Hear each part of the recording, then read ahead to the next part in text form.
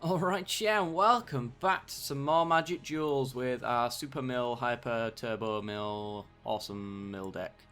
Yep, if you haven't checked out the update video that I posted yesterday, then be sure to check it out. It's got a lot of details on the tournament that we'll be running next week.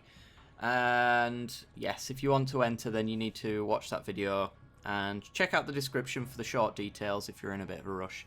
Anyway, guys, we'll get into the game, shall we? See you there.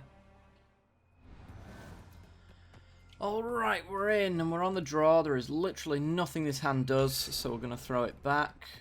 We have a tutelage, we have all three colours, and we have removal and mill. Yeah, let's take it.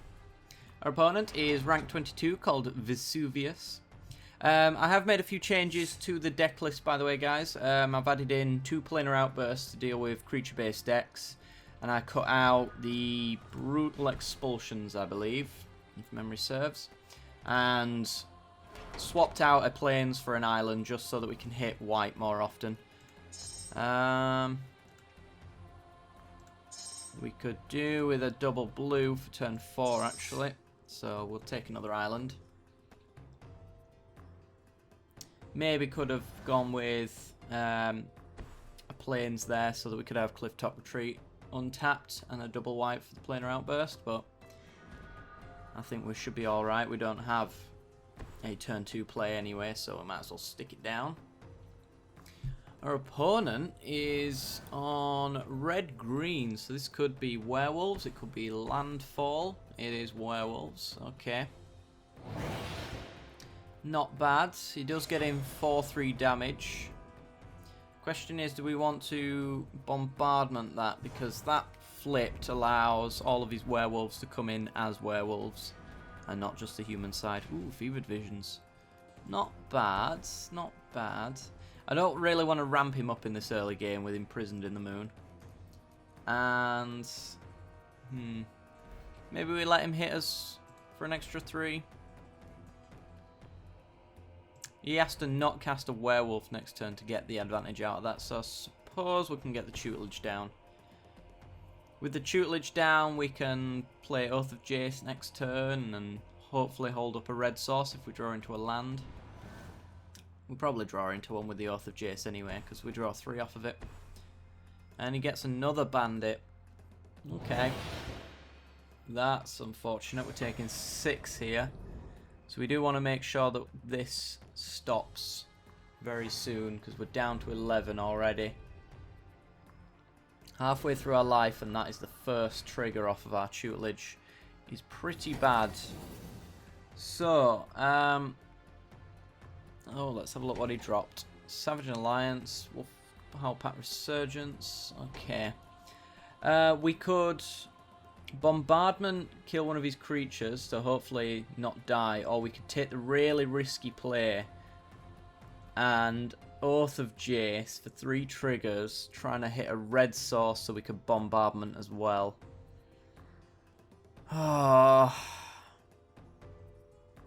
If we bombardment, we can't do anything else, that's the thing. We just spent a turn getting rid of 1 creature. And we can't wait until his next step, because these 2 will flip and allow all of his werewolves to come in untapped. Let's take the risky route. Oath of Jace. Come on, red sauce. Come on. Come on. Yes! Sweet. Right. Ooh, Radiant Flames, actually, is quite nice. We don't have time to use it properly, but yeah, let's drop the Fevered Visions, I suppose. Get 3 triggers on our tutelage. He's got his own bombardments. They are utterly useless. Oh, it comes in tapped. Oh, god damn it. Oh, I'm an idiot. Yeah. Alright, well, we will get to Radiant Flames. Hopefully he doesn't just let these guys flip. Oh no, they'll be alright if they flip. We are going down though, so we're getting into burn range. Go on, play another one. Yes, there we go. That's a board wipe and a half. I'm not sure if he's got any burn to hit players. So we'll have to see, but we're going to Radiant Flames him for 3. And wipe his board clear. There we go.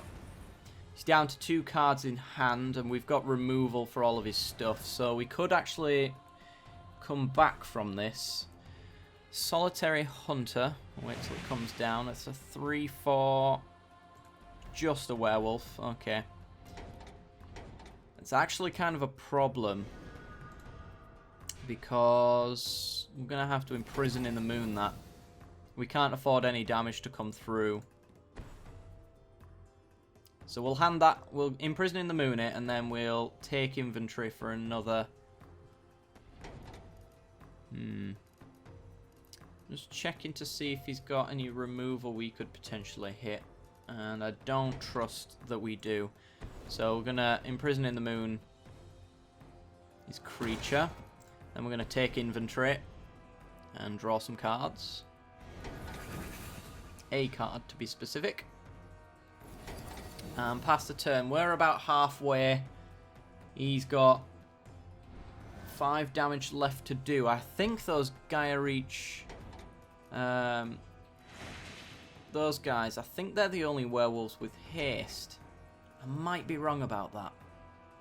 Well, we can Galvanic Bombardment the Duskwatch Recruiter. Ooh, a Fevered Visions. I kind of want to keep his hand empty, actually, so we won't be playing that. We'll play an island. We'll bombard his Duskwatch Recruiter. He'll probably do the 3 mana to get a trigger off of it. What is that? Transform up to 1 target werewolf and it gains trample. Ooh. He might be forcing us to imprison it in the moon. Because that is a bit of an issue.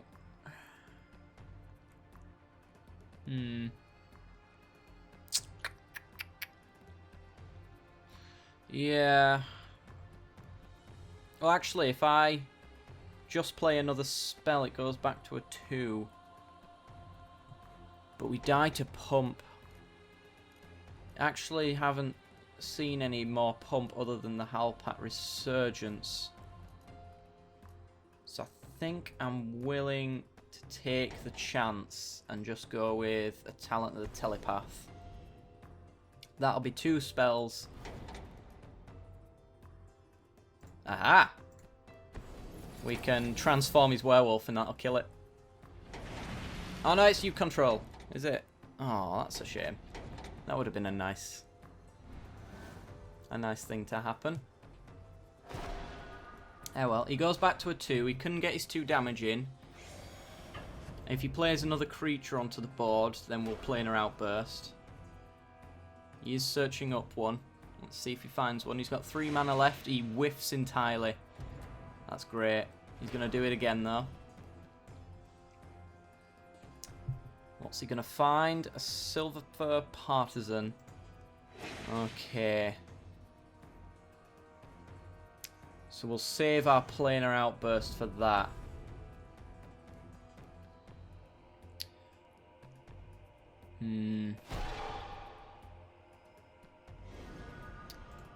Okay. Down to 15. We're going to have to imprison in the moon the Howler so that we don't die. And then I guess we now probably want to put Fevered Visions down to get some extra triggers. Because he's got a Silver Fur and an unknown card.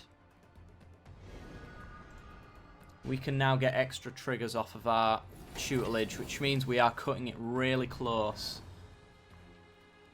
But he also draws an extra card, so we'll bear that in mind.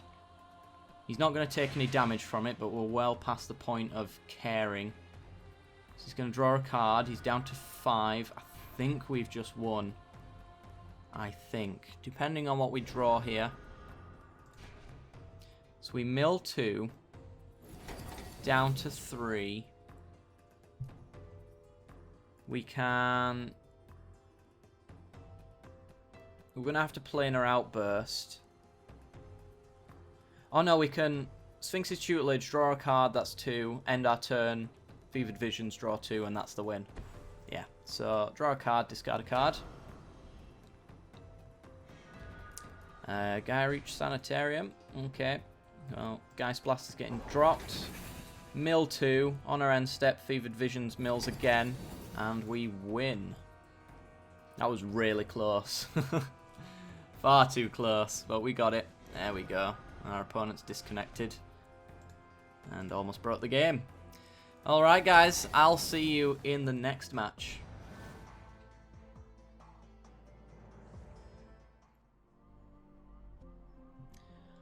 Okay, we're in. We're on the play. We have a handful of removal, but no mana to cast it, so we'll throw it back. This one is all 3 colours. We have a Fevered Visions to draw and a bit of burn and removal. I suppose that will do as much as anything else. Our opponent is rank 13, called Santos. I feel like I've played against you previously, but I'm not sure. What are you playing, Santos? White. Oh dear. That usually means some sort of human aggro hybrid.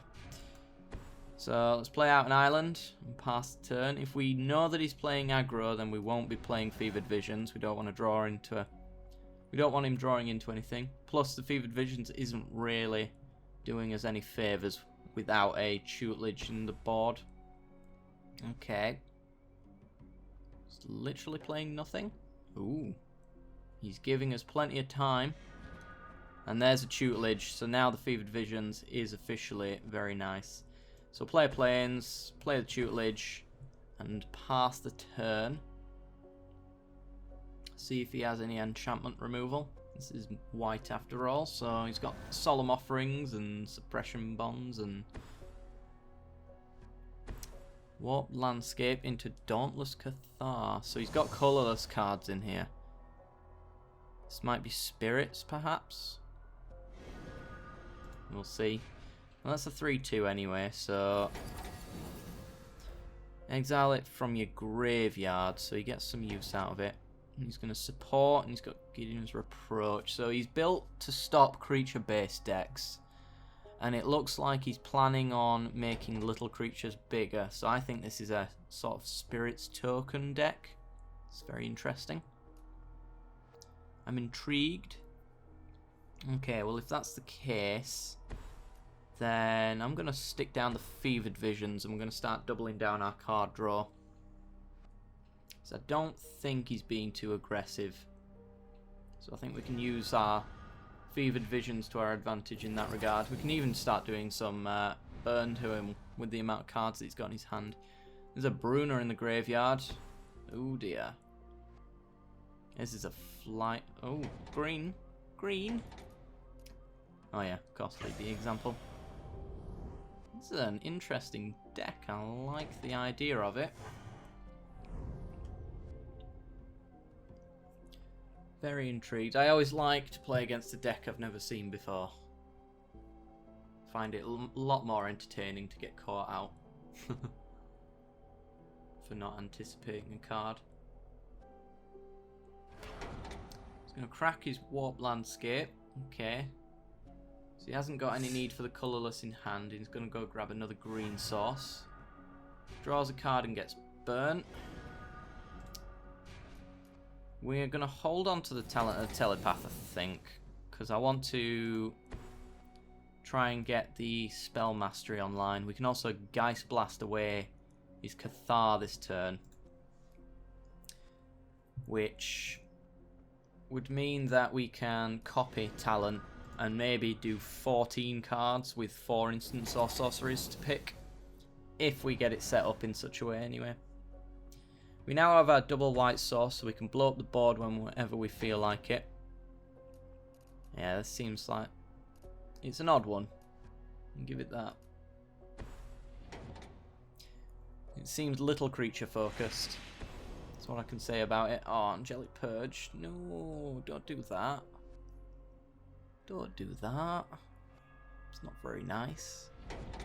Going to sack a green source to take out our Sphinx's Tutelage, so we are going to have to find another. I'm going to blow up his Duskwatch Recruiter. I think that's card advantage. We don't want him having. If he gets his creatures and goes wide, then I'll be very upset. This one as well has an advantage of being in the graveyard. Okay, so he's going to take 2. We get a take inventory. I'm going to cast that right now. And we get another land. I could have used the Geist Blast there, but didn't really want to. Right, we're going to pass the turn then. And see if we draw anything nice off the Fevered Visions. We still need to find one of our other 2 tutelages. This is one of the problems with Mill, is that Sphinx's tutelage is your main win con. And once it's gone, you know, it's very difficult to come back from. Thalia, Heretical Cathar. So all of our creatures and non-basic lands come into play tapped. I'll likely forget that, but we can wipe the board anyway. I'm waiting for a point when he's extended to such an extent that wiping the board is a beautiful thing to do. We could actually get out Chandra and wipe his board that way. Might be inclined to do that, actually. So we -2. He isn't going to be able to haste anything out. Not in green-white anyway, unless he has a Gaia's Revenge, but he's nowhere near the lands to do that. I'm going to put a blue source out. And yeah, I think we're going to Chandra, and we're going to -2 to blow up his board. You can only get the token as a sorcery as well, so we can't do that on our turn in response to this. Hopefully he doesn't have a pump spell and we get blown out. Oh, I think he does. Maybe I should have -3 instead, just in case. No, he's going to let it go. Okay. It's just checking what mode we'd taken. Alright, we draw an extra card. It is a comparative analysis. So we are fairly set up to try find our tutelage again. Which is good, once we can get that back online. We are halfway through his deck. So that's not something to turn our noses up at. We're getting a bit of work done here.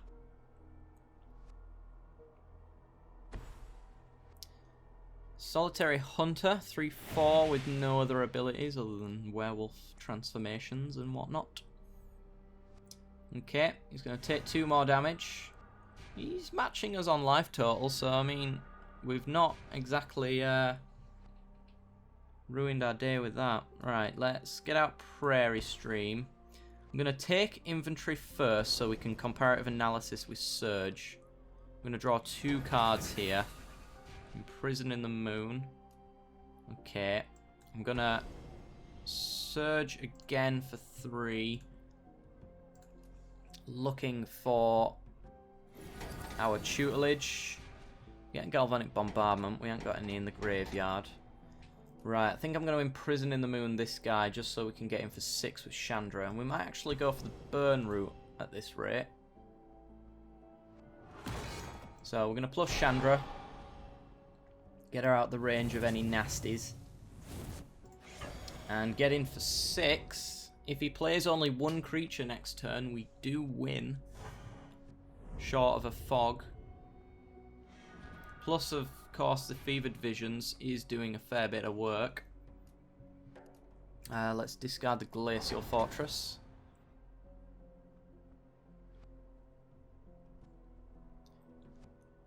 See what our opponent does. I think we might have this game. So we can even Planar Outburst if he plays more than 1 actually. So yeah, I'm pretty certain this is set in stone and this is going to be a damaged based win for a mill deck. Which is pretty awesome. He's going to go get his tokens from his Cathar.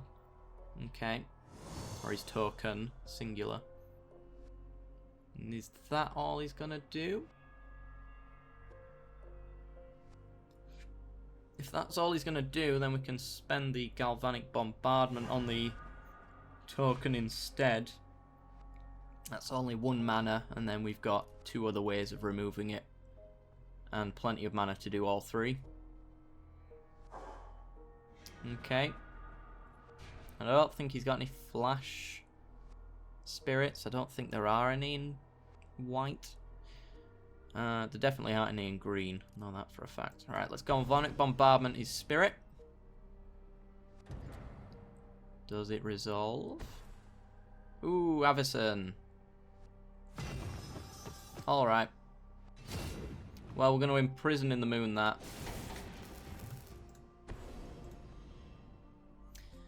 And we're going to get in 4-3. And he loses on his end step. Okay. Yep, you might as well. Unless you can get down to 2 cards this turn, you've lost. Get down the Sanitarium, why not? And let's pass the turn. Ooh, Collective Defiance. Nice. Yeah, so he's got this turn to win. Or he's done. That's tapped land. Okay.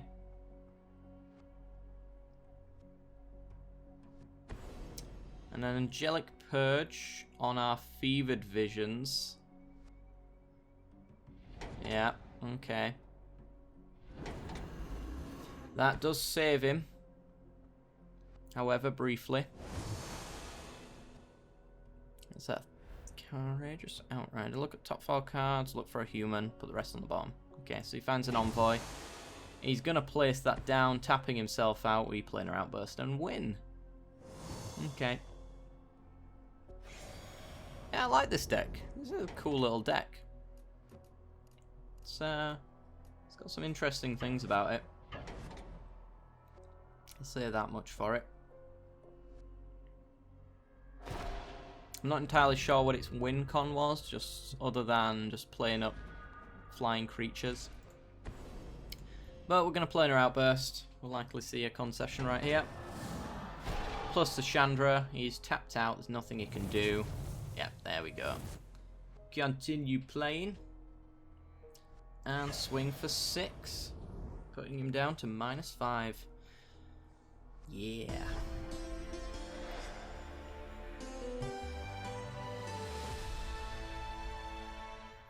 Alright guys, that's going to do it for today's episode. As I mentioned in a previous video, we will be doing a 4th episode on this to make up for the fact that I missed a day.